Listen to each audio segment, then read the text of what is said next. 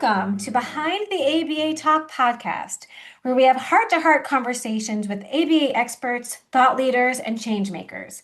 Each episode unpacks the stories, insights, and behind-the-scenes realities that shaped our experts' professional journeys.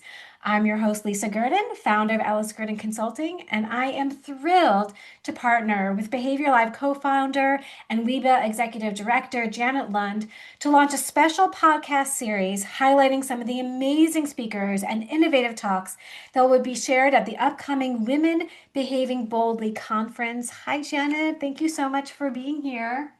Hi, Lisa. Thank you for allowing me to be here. I'm so excited. I'm so excited to get to talk to Mellanie today and hear all about her amazingness and just love your podcast. So thank you so much for letting us be a part of it. Yes, absolutely. And can you tell us about the Women Behaving Boldly conference? I was just about to say badly, because I mean, You well, know, the women play on words is that not I mean, not intentional. Like there's something there. So women behaving boldly, I guess it depends on yes, your definition of boldly. So tell us.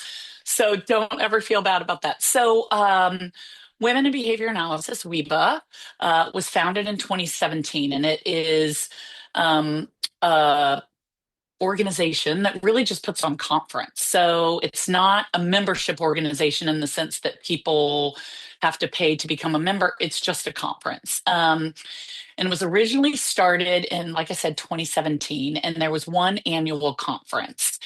And that was amazing, getting people together. It was in Nashville, and then it we moved it to Atlanta in 2024. And this year, our annual conference is going to be in Chicago, Illinois, this July. So super exciting. But the idea of women behaving boldly was, once a year just didn't feel like enough. This is such an incredible community of women behavior analysts and our allies. So, everyone is welcome at the conference. But really, the whole goal of WIBA is to empower, celebrate, and mentor women in the field of behavior analysis and call out the accomplishments that they do.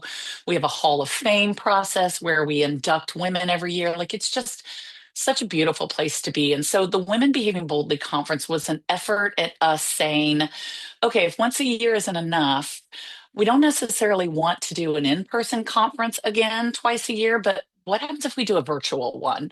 So that's what this is. And the beautiful thing about, I think, the Women Behaving Boldly conference, it's always in January, is it's an invitation only kind of conference. So our annual conference, we certainly have invited speakers, and then we have a general open call for papers. But this conference, Women Behaving Boldly, that's coming on January 15th and 16th, is an opportunity to have 22 of the most amazing women, which, by the way, everybody, two of them are here. Mhm. Lisa and Mellanie are both two invited speakers. And the thought of it was, who are the people that are shaping behavior analysis, who are doing things that are just innovative and bold in the way they're applying behavior analysis and trying to encourage other women in the field. And Mellanie is one of those. So I'm so excited to have her as a guest today, for you to get to know her and your audience to get to know her, because what a powerhouse of a person. Thank you so much. That's so kind. It's true. Well, thank you so much for partnering with me. I've been partnering with Behavior Live for my CE program for many, many years, and it's a wonderful Thank you for team. doing that. Thank you for doing that with It's us. it's been a pleasure, and so I'm so excited for this adventure. And at the end of the podcast, we have a discount code for those of you who want to register for the conference. So stay tuned for that. But it is time to introduce to you all Mellanie Page.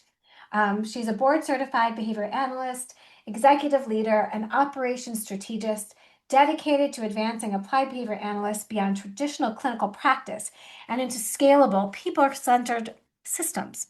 She currently serves as the Executive Vice President of Operations at ABS Kids, where she oversees multi-state operations and drives organizational performance through employee engagement, leadership development, process optimization, quality monitoring, and strategic growth.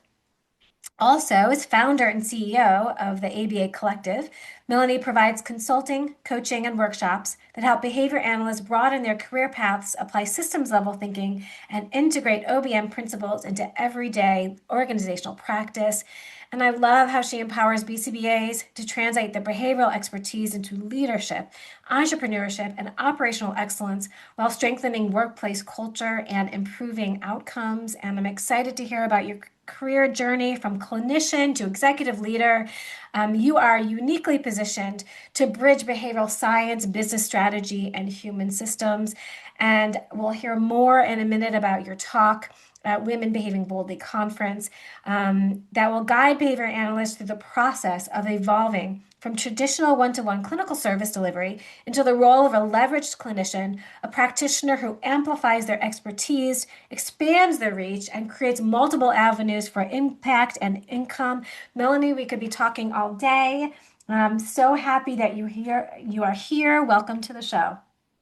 Thanks so much, Lisa and Janet. Appreciate the invitation for speaking at the conference and for getting to share a little bit more today. Yeah, can you I mean, you've done so much, and I just want to talk about everything. But can you share a little bit about your professional journey and kind of what has inspired you along the way? Yeah, great question. So I started a really traditional route. I think most people kind of stumble upon ABA, right? And then they become behavior analysts. And my clinical journey really expanded me. I fell in love with the science and was naturally applying it in different ways. Yet I didn't really find a ton of bridges for behavior analysis, right? Beyond autism. And my interests were in developing my team and being a great supervisor and operating more efficiently. And those bridges, again, they just didn't exist. And so I found myself needing to dive into research or find people who had done it and try to replicate that. I went back and got an MBA. I don't recommend that, actually. And all of those steps were to create or build this bridge that I don't think existed before and is starting to exist more now in the field, which I think is innovative and really amazing. And that kind of led my journey through operations and executive leadership, and then started to work with industries that needed support in performance management, and got kind of guided me into the OBM space a bit and started consulting. Got so many questions from BCBAs about how to do some things better, right? They were also trying to build that same bridge and were running into the same barriers and challenges, and ultimately created some programs and some paths for them to hopefully have more support and to have the tools to build that bridge for themselves. So, Lisa, you know how we were teasing about women behaving boldly? Like, that's such a good example, Mellanie. Like, the thought of you doing something and breaking barriers, right? Like, there's a barrier, you were kicking it down. You might have been doing it while kicking and screaming, but finding a way to say, how do I make this and build the path behind me easier than the path that was in front of me? And that is just, it so embodies the spirit to me of what women behaving boldly is. This idea, Mellanie, of what you just said, like, how do I do that? Because I know there's this world of OBM, but how are we pulling it into the clinical? Because you're right, like, it was housed over here in quote unquote business and industry, which of course clinical practice is, they are also businesses.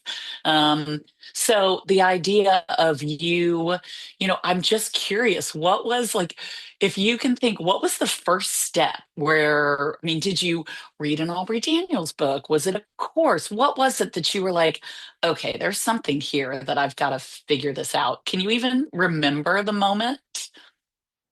Yeah, I think it was when I started applying behavioral principles to my teams and seeking that information and not finding it. And after spending tens of thousands of dollars on an MBA, you can tell how I feel about it. I'm very disenchanted after that experience. But I think after doing that, I found that because it didn't exist, it required me to seek like alternative paths. And Aubrey Daniels actually was a great mentor, not directly, right? But I read so much of the content it felt very practical and engaging for me. And I wanted to emulate that. And I wanted to be that same example for other people who were maybe in my shoes, and you say bold, right? And I would never characterize myself as that. I think a lot of women maybe listening, right, feel like they see the gaps, but who are they to fill them, right? And that sort of imposter syndrome that we all, or many of us, experience. I think I went through the same process, but because I had these sort of lights and these inspirations throughout, I felt confident enough that I could at least solve it for myself. And then when people started asking questions, I thought, well, now I know people also want the same thing I do. And I think that could be a path. And so creating that was definitely happenstance and not part of the plan, but definitely really fruitful and really positive for me. Don't you guys think, like you too, Lisa, don't you think even the small things that we do as humans, as women, can be bold, small steps? And so, I mean, just this idea of, have you ever heard of that starfish story where the little kid is walking along the beach and there's a bunch of washed up starfish on the beach, and he's taking them one by one and he's throwing the starfish back in the ocean, and there's an old man who's like, "What are you doing? You can't save them all. Like, this is ridiculous. This is fruitless what you're doing." And he's like, it just doesn't even matter. And the kid takes one and throws it in and said, "Matters to this one," and throws that in. And I think like that is so bold. And so when we sort of listen to that imposter syndrome mindset that I struggle with too, that's just so counterintuitive to the thought that one small thing we can do is so bold and protects one client, one team member, one person, one neighbor. So I'm just curious for both of you, like, is that correct? I mean, do you think that's correct, or do you think that's faulty in the way I view being bold? I mean, I think bold means different things to different people, right? Like, Hmm. we're all, our comfort spaces are all different. And so I think bold means something different. I think I definitely, like, for me, you know, I trying to look at where there are gaps in our field and gaps in our learning and gaps in how we provide supervision, how we talk, how we, how we present ourselves in the context of an interprofessional team. Hmm. And I'm looking to, like, can I fill that gap? Oh, sure. Oh, no, I can't. So but this person can. Let's bring this, like, I try to see where I can make my impact in those small ways. And I mean, I've definitely taught my children over the years, you do bring more light into the world, you do one small thing, and Hmm. that makes a difference for people. And if it's one, amazing. And if it's Right. more, and then there's this exponential, I think, effect, a cascading effect for all of the good, bold things that we do. So that's what I think. Mellanie, how about you? Yeah. I think bold is like taking action even if fill in the blank, right? So like even if Hmm. you're scared or even if you're feeling less than confident or even if you still have more to learn. And I think some of our limiting beliefs crush our dreams more than lack of knowledge. And people are out there like consuming all Agreed. this knowledge and waiting until they're ready and they have all this expertise. And I had to really convince myself and sort of reshape some of that learning because I was conditioned to believe the same, like publish a research article and then you're ready to like talk about OBM.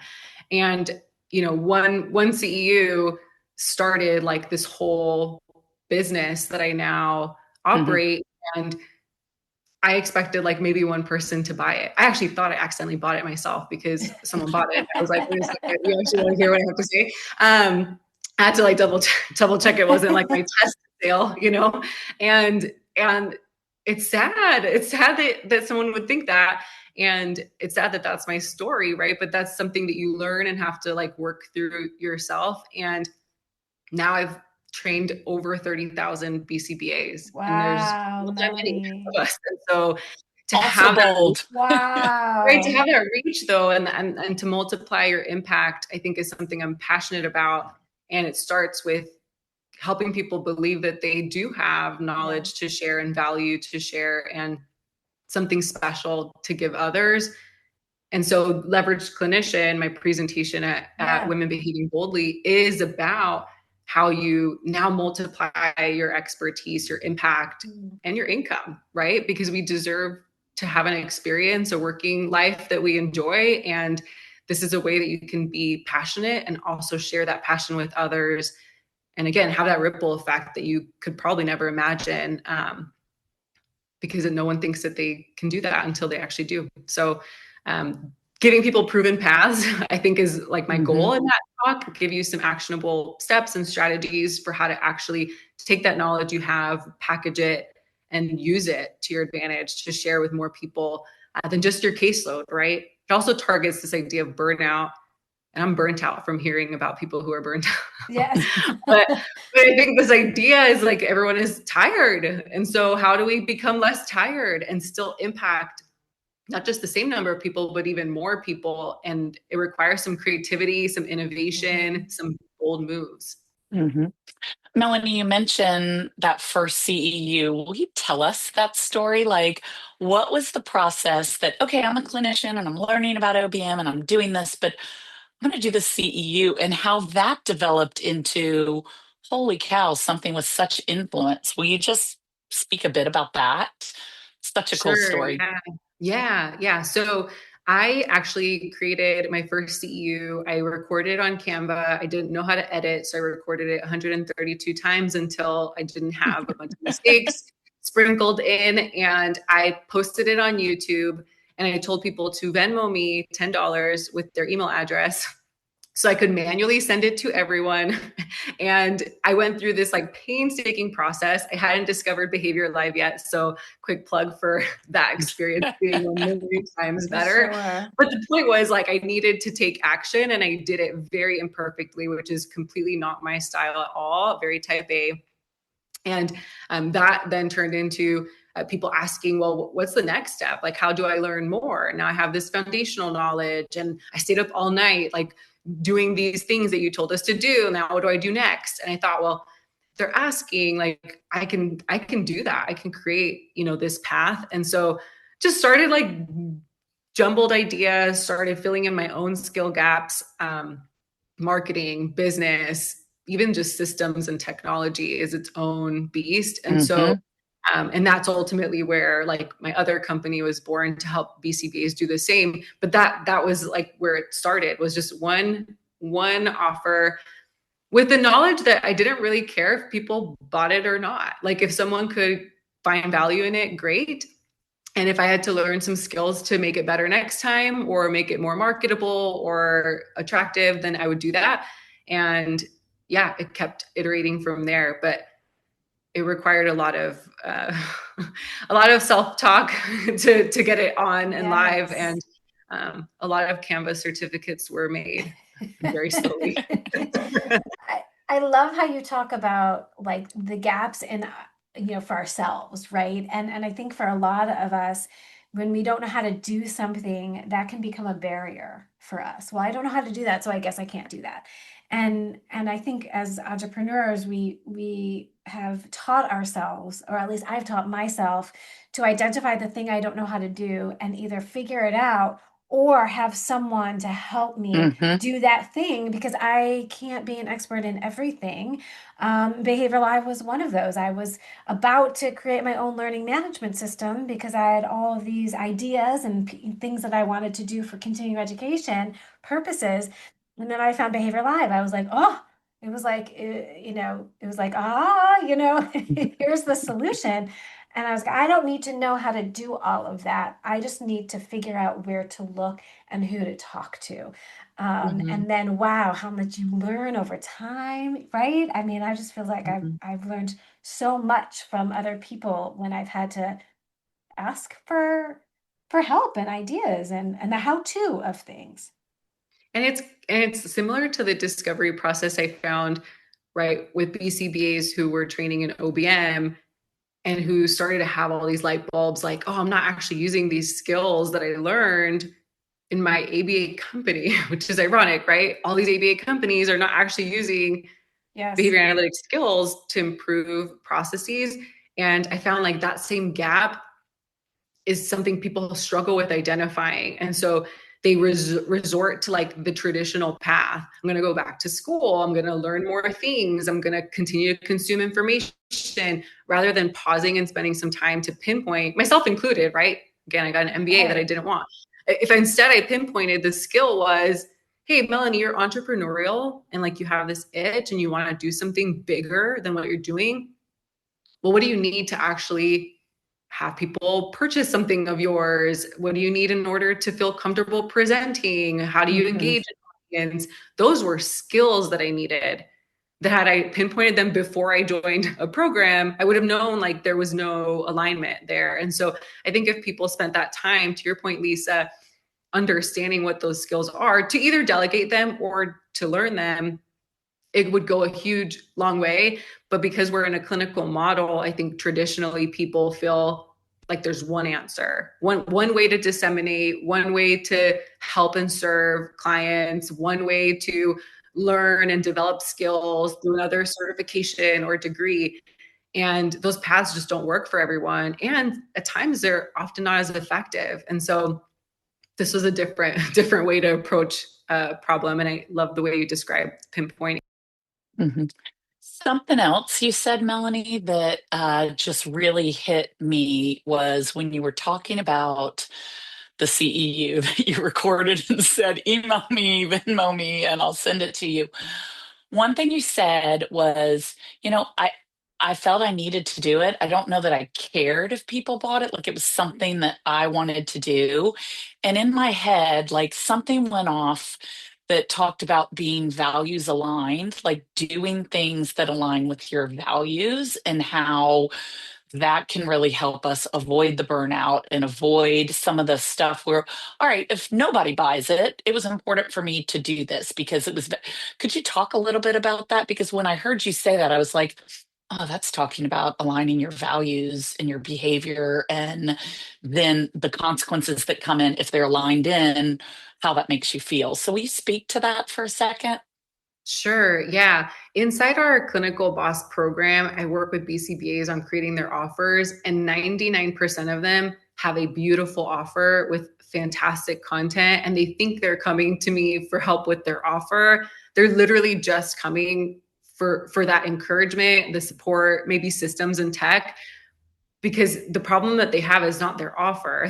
Their problem is limiting beliefs. And a lot of times that Mm-hmm. is the challenge, is overcoming that and saying, well, if I want to have an impact, I'm going to have to get comfortable being uncomfortable. Yes, someone's going to criticize me. Someone that doesn't know me is going to say, oh, she's disseminating unethically, or, people will throw out their buzzwords. You'll contact challenges and things that are aversive and hard. And if you overcome them, you're going to come out so much stronger. And the number of people you impact because you did it anyway, you may not even recognize that power. And even just doing it for yourself, to your point, I think that is huge. And the more you're aligning Mm-hmm. those actions with what you ultimately think is important, I just don't think enough people do it. And so if they did, I think we'd have a different industry, different field, different impact.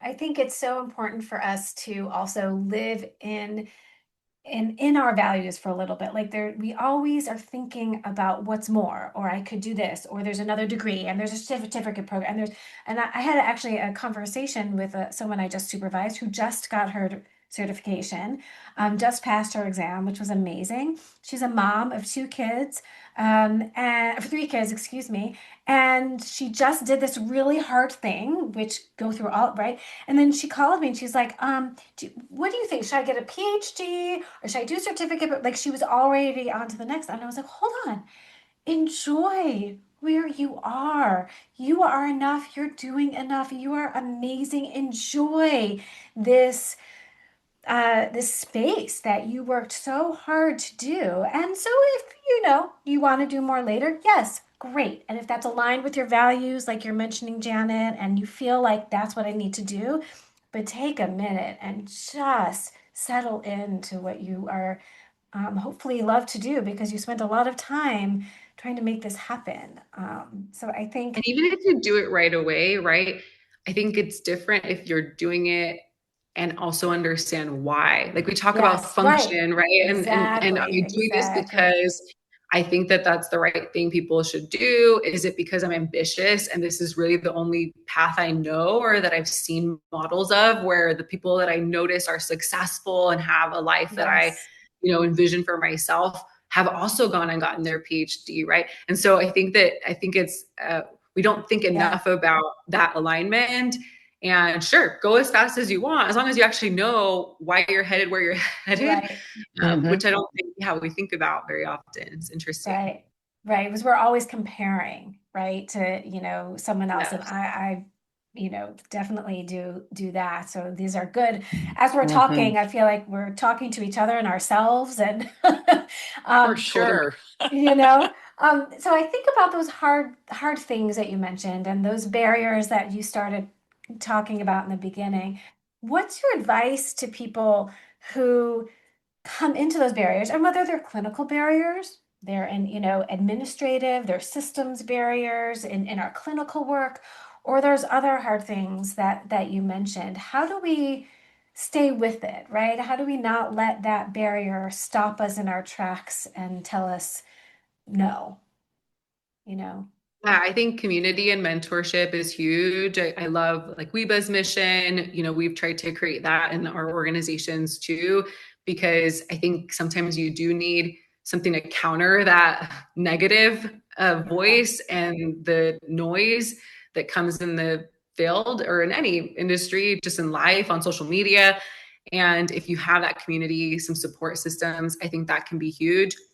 And then I think just being open minded to the idea that there's more than one way to do Mhm. something and to challenge your own thinking on what did I believe I needed before and what do I actually want to accomplish? Like, what is my vision? And then reverse engineer the steps to get there, Mhm. right? But if I never actually get clarity on what I want, then I could just be moving, to your point, so somewhat aimlessly toward what this idea or like this construct of what I think is success. And a lot of that is just the way we've framed thoughts and conditioned them over time.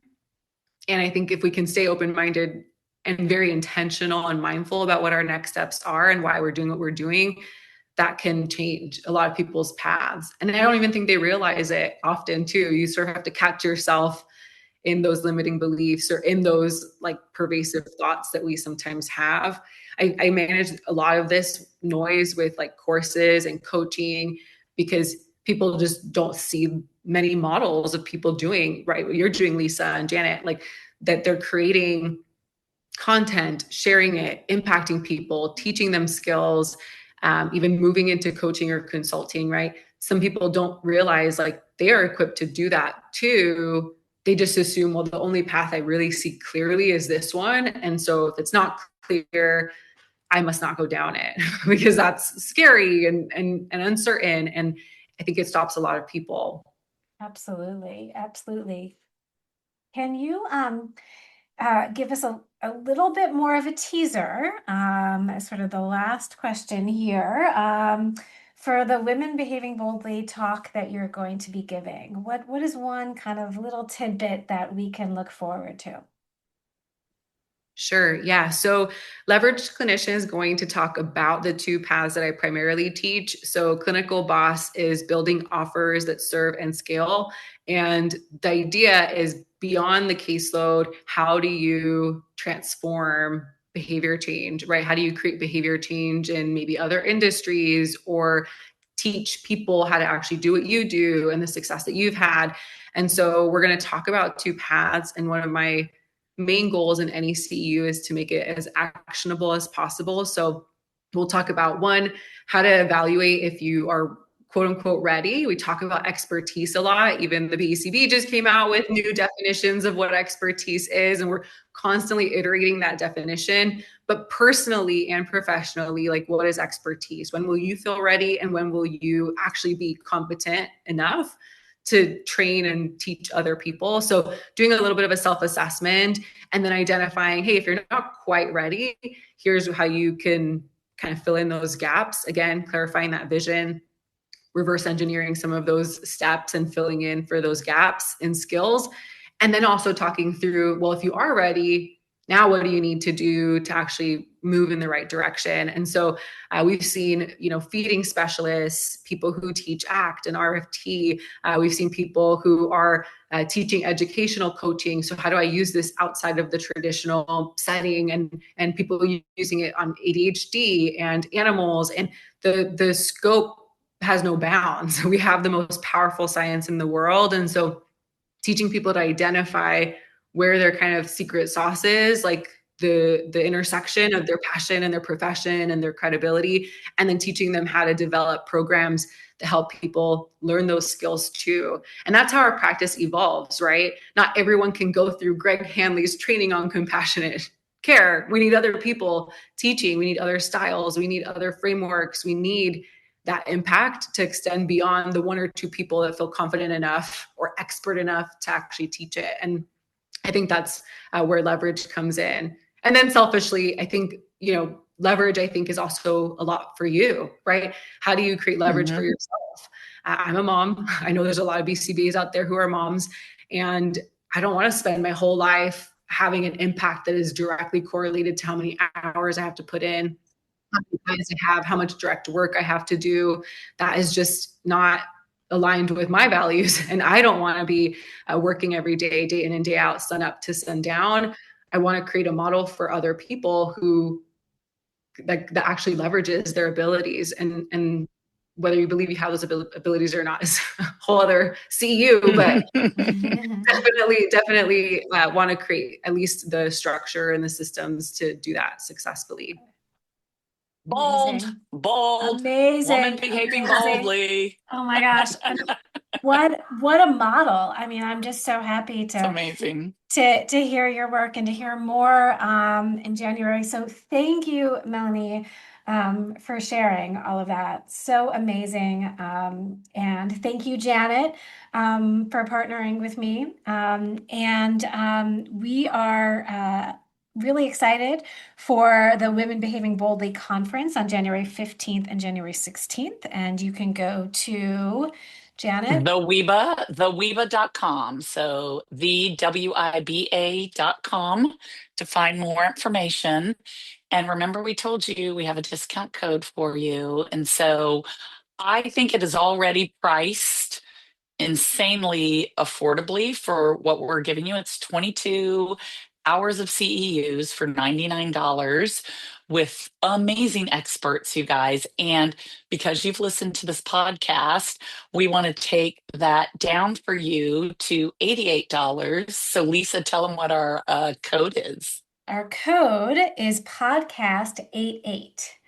Podcast88. And you will pay $88 for 22 CEUs, which is unheard of. Thank you again, Janet and Mellanie, for being here. This has been a special series of Behind the ABA Talk podcast. And so, like I said, be sure to check out the Women Behaving Boldly conference. It will be an amazing way to start the new year with tons of inspiration. Definitely have a notebook sitting next to you to write down notes as you're listening. I've learning so much from these amazing women who have shared their time and their expertise with us. So thank you again. And a special thank you to my podcast producer, Cole Asher-Selznick. And it's been a pleasure. Thank you so much. See you at the conference. Thank you so much. Appreciate it. So much fun.